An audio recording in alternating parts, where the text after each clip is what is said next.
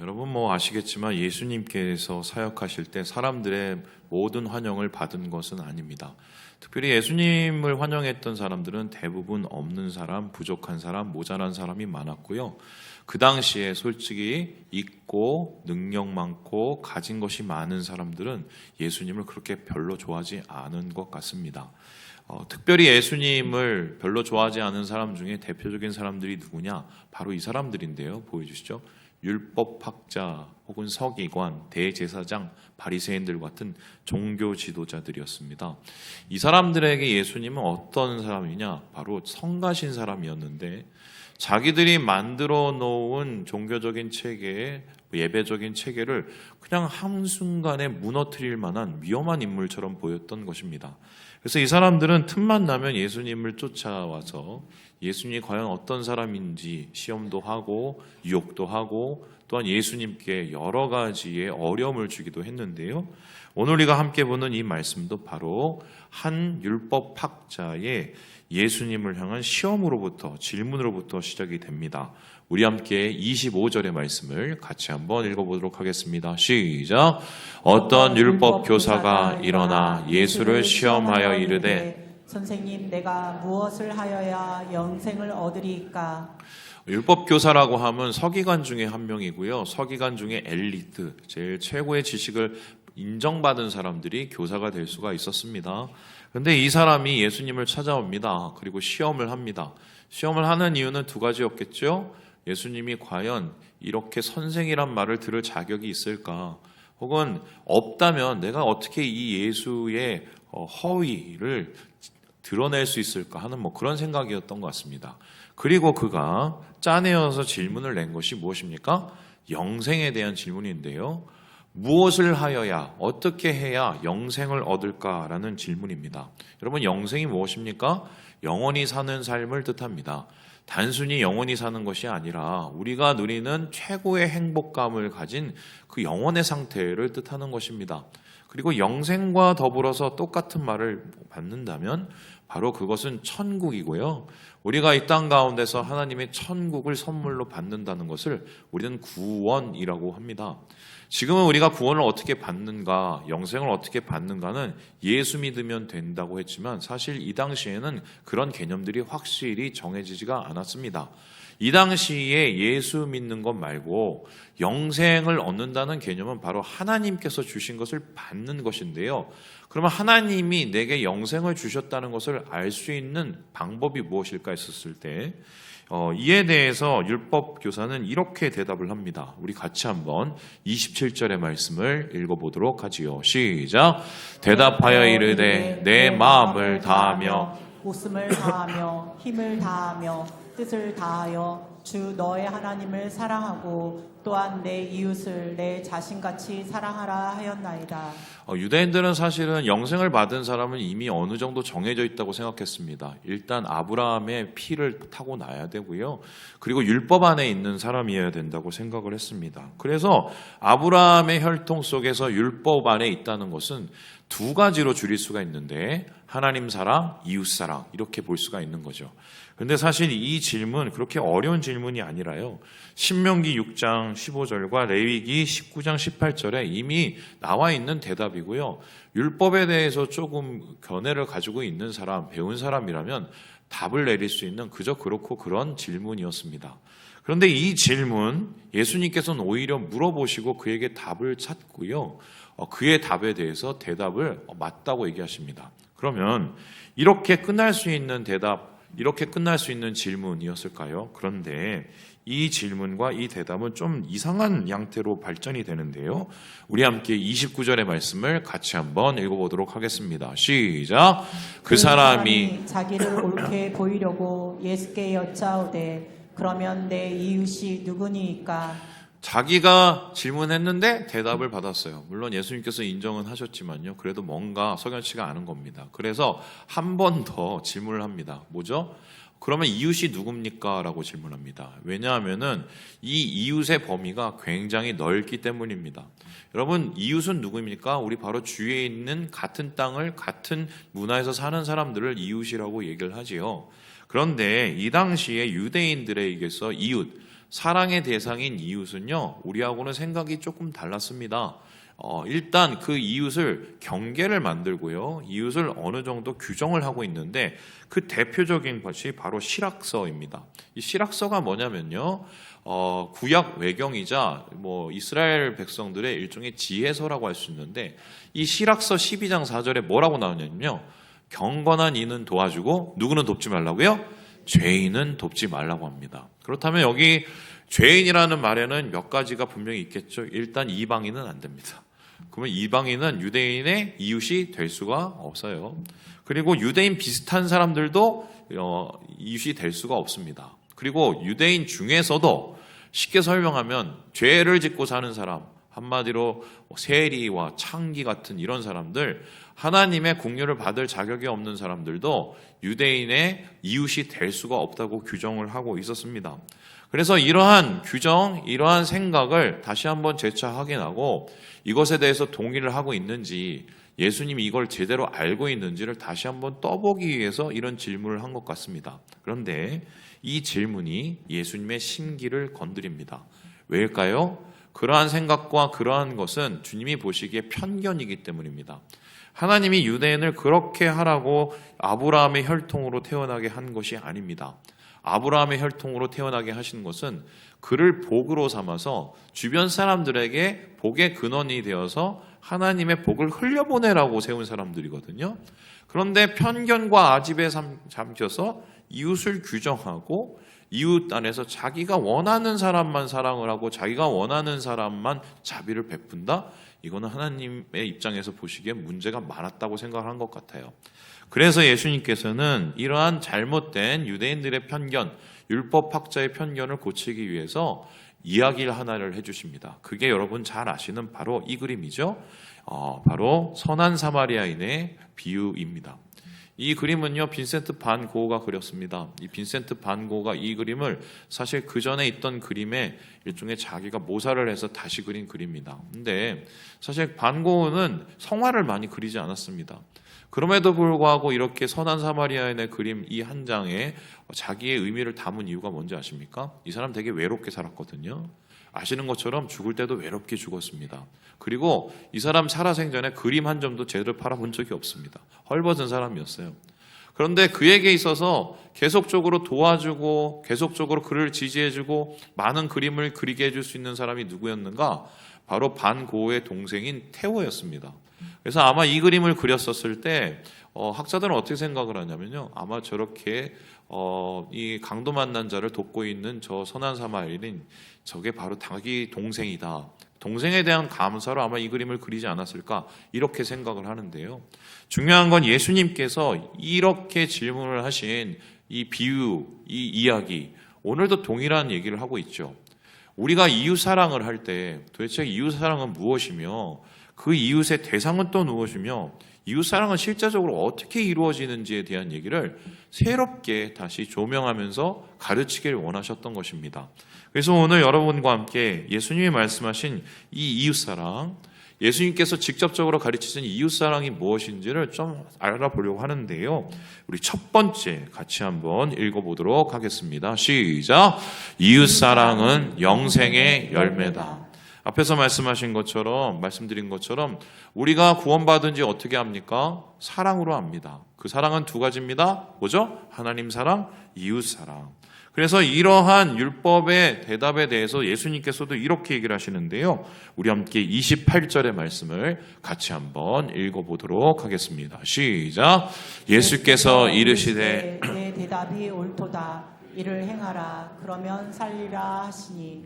여러분 어떻게 생각하십니까? 구원은 어떻게 받을까요? 영생은 어떻게 누릴까요? 축복은 어떻게 받을까요? 여러분 아시겠지만 어릴 때부터 교회 열심히 있고 어릴 때부터 교회 열심히 다닌다고 해서 구원받는 거 아닙니다. 그리고 신약성경 달달달 외우고 심지어는 성경의 구조를 다 얘기하고 안다고 해서 구원받는 것도 아닙니다. 구원받는 것은 주님이 주신 은혜입니다. 하나님이 우리를 구원을 받을 자격이 없는 우리에게 은혜를 주신 거예요. 그런데 중요한 건 그 은혜로 구원받은 사람은 확실한 증거가 있어요. 그 증거가 뭐냐? 바로 우리의 마음속에 있는 성령의 감동과 더불어서 그 성령의 감동이 우리 삶 속에서 나타나는 변화입니다. 그 변화가 뭔가요? 우리의 이웃을 사랑하는 것이에요. 그래서 하나님의 긍휼을 아는 사람, 그 긍휼로 구원을 받은 사람은 당연히 그 긍휼로 누군가를 자비를 베푸는 것이 마땅한 그런 이웃사랑의 열매를 베풀게 된다는 것입니다. 이에 대해서 요한은요 이렇게 얘기를 하는데요. 우리 같이 한번 요한일서 4장 말씀을 읽어보겠습니다. 시작. 누구든지 하나님을 사랑하노라 하고 그 형제를 미워하면 이는 거짓말하는 자니 보는 바 그 형제를 사랑하지 아니하는 자는 보지 못하는 바 하나님을 사랑할 수 없느니라. 구조가 이래요. 하나님께 우리가 사랑을 받지 않습니까? 그러면 우리가 하나님을 사랑합니다. 그럼 이 사랑이 우리의 삶 속에서 이어지게 되죠. 그게 바로 형제 사랑이고 형제 사랑이 폭을 넓히면 이웃 사랑이 됩니다. 그런데 우리가 하나님을 사랑하면 할수록 어떻게 해요? 우리의 사랑의 폭은 넓어집니다. 그래서 우리의 사랑의 폭이 내 형제 그리고 내가 별로 좋아하지 않는 형제까지 이웃까지 자매까지 사랑하고 이웃의 범위를 넓히고 그 사랑이 나중에 어디까지 가냐? 원수까지 갑니다. 그래서 원수까지 하나님께서는 사랑하라는 정말 좀 뚱딴지 같은 말씀을 하시는데요. 그 이유가 뭐냐? 바로 우리의 사랑이 우리로부터 시작이 된 게 아니라 하나님으로부터 시작이 됐고요. 그리고 이 하나님으로부터 시작된 이 사랑은 바로 영생의 결과이기 때문입니다. 그래서 예수 믿는 사람이 이웃을 도와야 된다. 예수 믿는 사람이 구제에 힘써야 된다. 예수 믿는 사람이 주위에 있는 사람들을 돌아봐야 된다. 이거는요.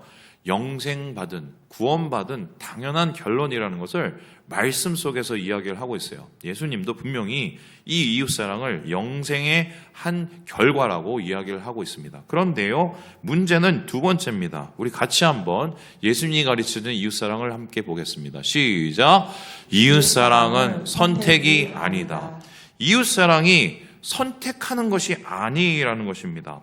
오늘 예수님께서 이 비유를 통해서 말씀해 주십니다. 어떤 말씀이냐? 한 강도 만난 사람이 있었어요. 이 사람이 강도 만난 곳이 어디냐면요.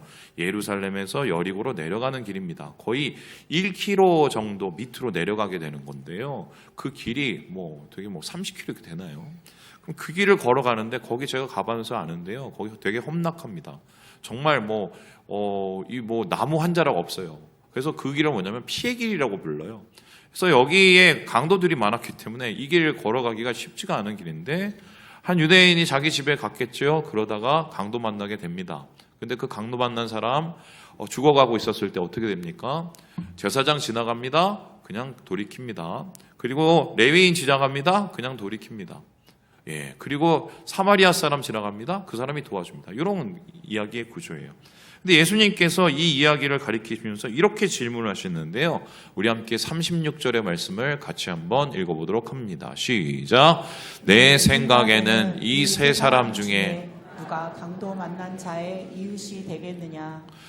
누가 강도 만난 사람의 이웃이 되겠냐라고 물어봅니다. 여러분 여기서 되게 중요한 게 있어요.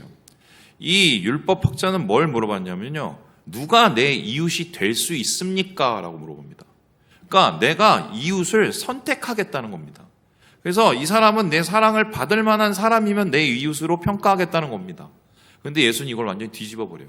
그건 네 선택이 아니라는 겁니다. 오히려 네 주변에 이웃이 필요한 사람을 바라보라는 겁니다. 한마디로 우리가 이웃은 선택하는 것이 아니라 뭐예요? 우리가 누군가에게 선택이 되는 거예요. 근데 오늘 제사장을 보세요. 어떻게 보면 유대인의 기준으로는 가장 이 강도 만난 사람의 이웃이 될 사람입니다. 그런데 그는 피했습니다. 그가 왜 피했을까요? 주검을 만지고 시체를 만들면 더러워질까요? 여러분 그러한 율법이 있지만 사실은 정말 어려우면은 죽어가는 시신을 도와주라는 또 이런 여러 가지 탈무드 말씀도 있어요. 한마디로 자기도 봉변당할까봐 숨은 겁니다. 레위 사람들도 똑같았죠. 진짜 이웃이 될 사람은 너무 잘 알고 어떻게 보면은 이스라엘 사람들의 생각엔 영생에 가까운 사람인데 이 사람들은 외면을 합니다. 한마디로 이웃을 선택하려고 했던 사람이에요. 근데 반면에 지금 율법과는 별로 관계가 없고 그리고 영생과는 저 멀리 있을 것 같은 이 선한 사마리아인은요. 자기가 여행하는 도중에 집을 가는 것도 아닌데 그 길을 멈추고 이 사람을 도와주게 됩니다. 그래서요. 그 사람을 도와준 이유는 한 것인데 이 사람이 지금 도움이 필요했기 때문이에요. 그래서 이웃은요. 우리가 설득하는 게 아니에요. 누군가 우리에게 도움이 필요한 사람이 바로 우리의 이웃이 돼야 된다고 주님이 가르치시는데요. 왜 이런 말씀을 하나님께서 하시냐? 바로 이 말씀 때문입니다. 우리 마태복음 25장 말씀을 같이 한번 읽어보도록 하죠. 시작. 임금이 대답하여 이르시되 내가 진실로 너희에게 이르노니 너희가 여기 내 형제 중에 지극히 작은 자 하나에게 한 것이 곧 내게 한 것이니라 하시고. 예수님께서 이것도 비유로 한 가지 하셨어요. 마지막 날에 하나님께서 심판을 하십니다. 그 심판을 할 때 여러 사람들이 왔었습니다. 두 부류가 딱 있어요. 한 부류는 뭐냐? 하나님께 상을 받은 사람. 한 부류는 하나님 앞에 지금 벌을 받는 사람이 있습니다. 상을 받는 사람이 물어봅니다. 아니 우리 뭐 이렇게 한 게 없는데 왜 이렇게 상을 많이 주세요? 그랬더니 하나님께서 임금이라고 그러죠. 뭐라고 하시냐? 아니야, 니네가 내가 헐벗었을 때, 내가 굶주렸을 때, 내가 어렸을 때 먹여주고 재워주고 다 했잖아. 이렇게 얘기합니다. 그리고 반대로 벌 받는 사람이 물어봅니다. 왜 우리는 벌을 받습니까? 쟤하고 나하고 다 비슷한 것 같은데. 그랬더니 이 사람이 뭐라고 그러는지 아십니까? 하나님께서 이렇게 얘기하시죠. 너는 내가 헐벗고 굶주리고 어려울 때 아무것도 하지 않았잖아. 이렇게 얘기합니다. 근데 이 두 사람들의 반응이 뭔지 아십니까? 우리가 그런 적을 한 적이 없는데요 였어요. 그런데 하나님께서 뭐라고 얘기하시냐? 아니야, 니네 했어. 어떻게 했느냐? 네 주변에 있는 도움이 필요한 사람, 지극히 작은 자, 자기 힘으로 살아갈 수 없는 그 사람한테 한 게 바로 나한테 한 거라고 얘기합니다. 우리가 이웃을 선택하는 것이 아니라 바로 이웃이 우리에게 도움을 구하는 것은 이거예요. 거기에 하나님의 마음이 있기 때문이에요. 도움이 필요한 사람에게 도움을 주는 것은요, 하나님에게 하는 것과 똑같은 것이라고 우리 주님께서 말씀을 하셨습니다. 그래서요, 이웃의 범위는 우리가 선택을 하는 것이 아니라 하나님께서 하나님의 손과 발이 되어서 도움이 필요한 사람들에게 도움을 주는 것이 바로 이게 진정한 이웃사랑이라고 주님께서는 이야기하셨습니다. 그리고는 주님께서는 마지막 얘기를 하시는데요. 우리 같이 한번 읽어보도록 하겠습니다. 시작. 마음이 없으면 행동도 없다. 이 이웃사랑 영생 받은 사람들의 열매입니다. 그리고 선택하는 것이 아니라 오히려 선택을 받는 겁니다. 그런데 중요한 것은 이런 이웃사랑이 어떻게 실제적으로 이루어지냐, 그 메커니즘을 보면 되는데요. 우리 함께 34절의 말씀을 같이 한번 읽어보도록 하겠습니다. 시작.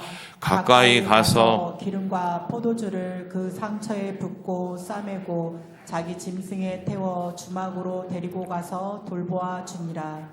이 사마리아인 사람이 가는 길을 멈춥니다. 그리고 그 사람을 봅니다. 그리고는요, 가까이 갑니다. 그리고 어떻게 해요? 고쳐주죠. 그리고 자기가 있는 돈을 다 털어갖고 그 사람을 위해서 헌신을 합니다. 그래서 이웃사랑의 방법은 뭐냐면 일단 가까이 가야 돼요. 그리고 그들의 필요를 채워줍니다. 그들을 위로해줍니다. 그리고 우리 것을 헌신할 때 실제적인 이웃사랑이 이루어지게 되는 것입니다. 이거 사실 되게 어렵죠. 근데 어려운데요. 더 흥미로운 것은 이것을 해낸 사람이 제사장도 아니고 레위인도 아니고 누구예요? 사마리아 사람이라는 겁니다. 그럼 사마리아 사람 도대체 어떤 사람이냐? 이 사람들은 유대인이 봤을 땐 수치 그 자체였습니다. 왜냐하면 기원전 7세기에는 아수르인과 피를 다 섞었고요. 그리고 기원전 3세기에는 마게도냐인하고 피를 다 섞었습니다. 이게 그리고 유대인도 아닌 이방인도 아닌 짬뽕 민족, 이 사람들 봤을 때는 자기들의 수치만 느껴지는 외면하고 싶은 사람이었어요. 그래서 어느 정도느냐, 말씀을 보면 누가복음에 제자들과 함께 사마리아 지방을 지나가는데 예수님께서 말씀하시는데 잘 안 듣잖아요. 더 격분을 합니다, 제자들이. 그럼 어떻게 해요? 예수님 저렇게 말을 안 듣는데 저 인간들을 더 혼내주셔야 돼요. 하늘에서 불을 내려주세요. 이렇게 증오의 감정이 드는 그런 대상이 바로 사마리아인이었어요. 이 사람들 하나님 믿는다고는 하지만 율법에서는 좀 멀리 있는 사람이었어요. 그리고 그들은요, 이스라엘 예루살렘 근처도 갈 수 없는 사람입니다. 어떻게 보면요, 이웃사랑과 하나님의 사랑에 멀리 있는 저변에 있는 그 사람이에요. 근데 이 사람은 합니다. 근데 제사장 레위는 안 합니다. 여러분 왜 그럴까요? 여기에서 핵심은 바로 이 단어인데요. 우리 함께 33절의 말씀을 같이 한번 읽어보도록 하겠습니다. 시작. 어떤 사마리아 사람은 여행하는 중 거기 이르러 그를 보고 불쌍히 여겨. 어떻게 했다고요? 불쌍히 여겼대요. 그럼 제사장하고 레위인들에게 없는 건 뭡니까? 불쌍히 여기는 마음이 없었습니다. 너무 잘하는데 오히려 잘하는 것을 가지고 자기를 변명하고 합리화하는 데 씁니다. 그런데 이 사마리아 사람은 잘 알지도 못합니다. 그 실제적으로 그 예식과 예법도 잘 모릅니다. 근데 그에게는 이 사람들이 없는 한 가지가 있었어요. 뭐죠? 불쌍히 여기는 마음이었어요. 불쌍히 여긴다는 이 단어는요, 좀 주의 깊게 볼 필요가 있는데 다음과 같습니다. 스플랑크니 조마입니다. 불쌍히 여기다, 동정하다, 이게 조금 더 나가면 감동하다는 겁니다. 근데 이게 스플랑크니 조마이라는 이 단어의 이 어원이 뭐냐면 스플랑크니 조원입니다. 이게 뭐냐면요, 창자를 뜻해요. 창자예요. 그래서 이게 정확하게 스플랑크니 조마이를 그냥 직역을 하면 창자가 꿈틀대다입니다. 근데 창자가 꿈틀대다가 왜 불쌍히 여기다 할까요? 여러분, 이스라엘 사람들은 사람의 감정이 여기 있는 것도 아니고 여기 있는 것도 아니고 여기 있다고 생각합니다.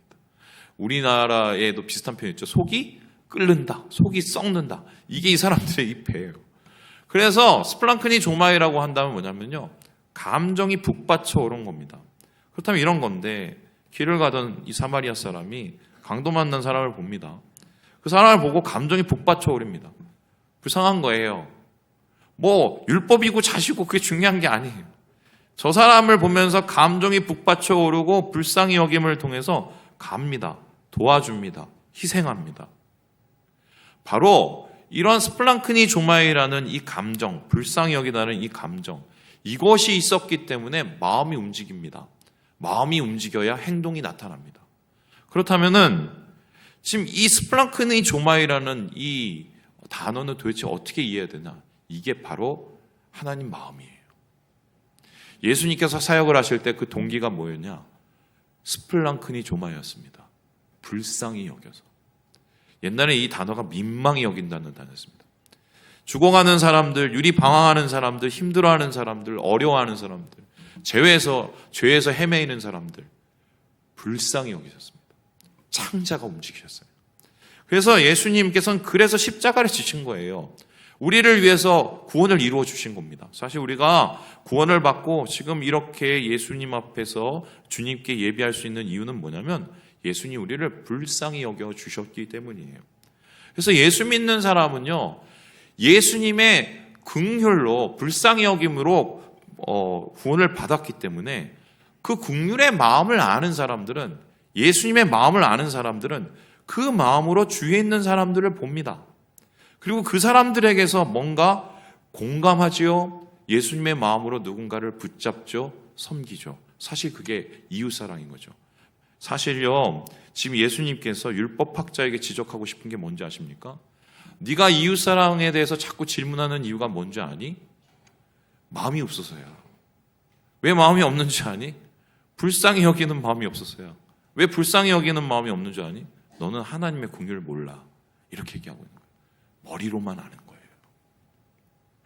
제가 이번 주에 채널을 돌리다가 우연히 TV에 있는 한 인터뷰 예능을 하나 봤습니다. 여러분 보셨는지 모르는데 바로 이 사람입니다. 보여주시죠.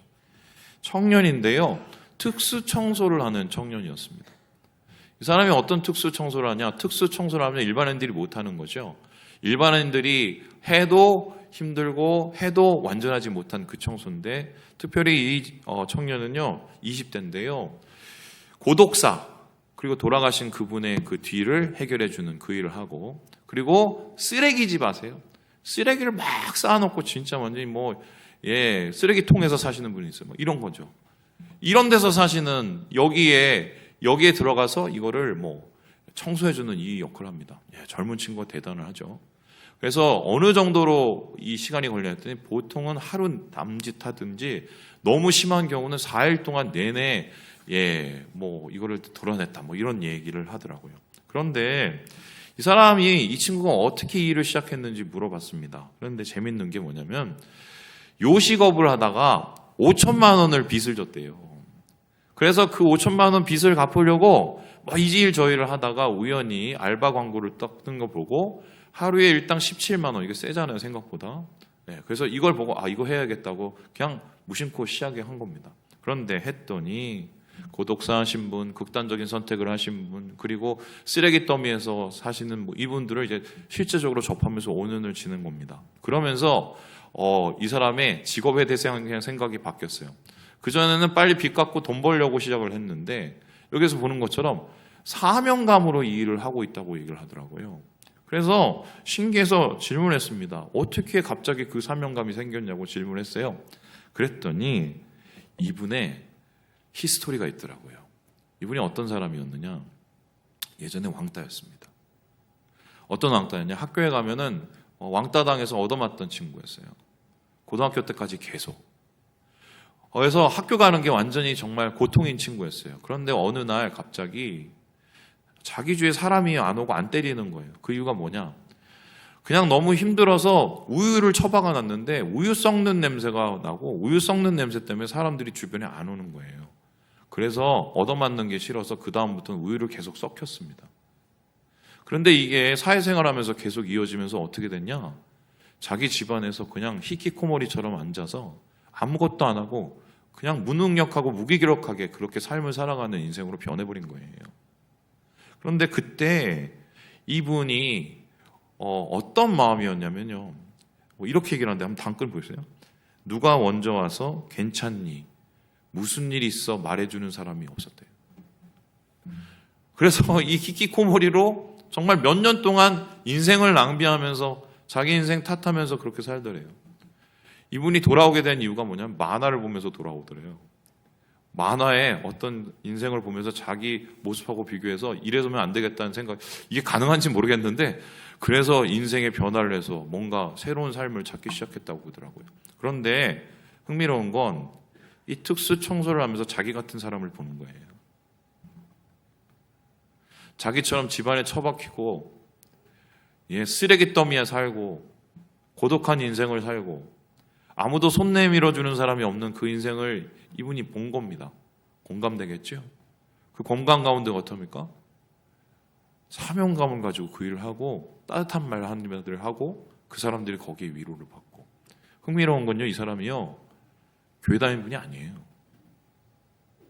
제가 이걸 보고 한참 먹먹했습니다. 아니 교회 안 다니는 사람도 저렇게 하는데 이걸 우리가 휴머니즘이라고 하죠. 인류예요. 예수 믿는 사람은 휴머니즘은 공감해서 얻는 긍휼이죠. 예수 믿는 사람은 이 공감과 더불어서 우린 신감이에요. 하나님의 마음으로 영혼을 바라볼 때 생겨나는 긍휼의 마음이거든요. 근데 우리가 어떻게 저런 마음이 우리 가운데 왜 점점 사라지고 있지? 뭐 이런 생각이 들었습니다. 그래서 제가 제 마음을 좀 돌아봤어요. 근데 그때 갑자기 생각나는 장면이 하나 있었어요. 뭐냐? 제가 지지난주죠.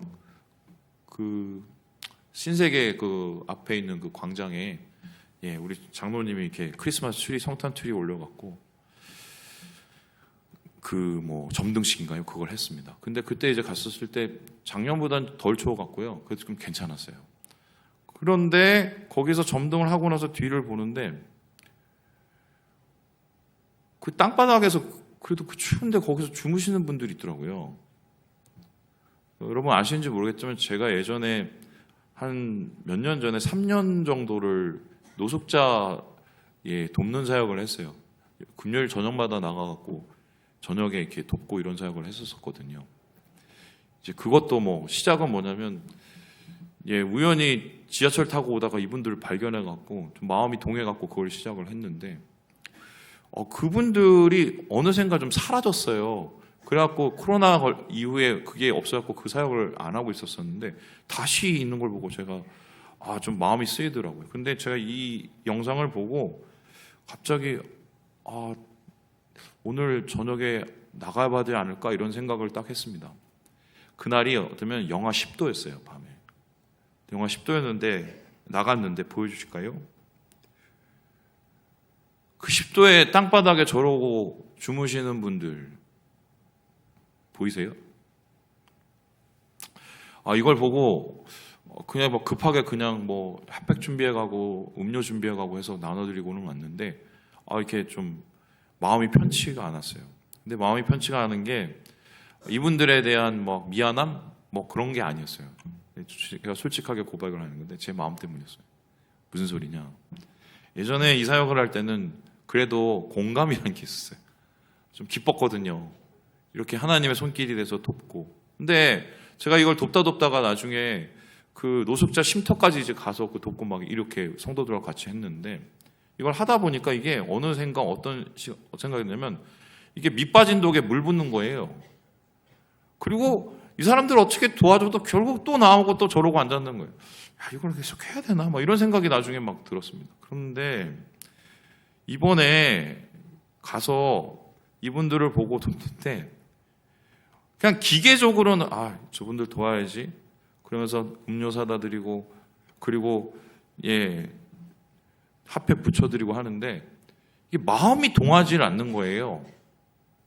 그래서 돌아와서도 계속 기도를 했습니다. 하나님 말씀하셔서 제가 가긴 했는데 제 마음이 왜 이럴까요? 생각을 해봤더니 이유들이 많은 거예요. 이거 해봤자 저 사람들 저 인생 그리고 이거 이유들이 많은 거예요. 이유들이. 근데 그 사이에 그분들은 영하 10도에 누워 계신 거죠. 제가 그래서 회개했어요. 어느새인가 모르게 이 마음이 제 안에서 사라지고 있는 걸 보면서 하나님 앞에 회개를 했습니다. 그래서 오늘 여러분에게 이 말씀 전하는 거예요. 왜요? 대림절이니까요. 대림절 뭡니까? 주님이 우리 불쌍히 여겨서 오신 날이거든요. 불쌍히 여겨서 십자가 지시고 불쌍히 여겨서 우리를 위해서 구원하신 날. 말씀을 마칩니다. 구원받은 사람은, 긍휼을 얻은 사람은 긍휼을 베푸는 게 당연해요. 마음을 주셔야, 하나님의 마음이 있어야 이 일을 감당을 합니다. 여러분, 마음속에 이 마음이 있습니까? 그런데 주님께서는 오늘 강청하세요. 너희가 나의 마음 같이 품기 원한다. 주님 안에서 이 마음과 이 사랑을 가지고 하나님의 손이 되어서 거룩한 하나님의 일을 이루시는 사랑하는 형제 자매들 되시길 주님의 이름으로 축원합니다.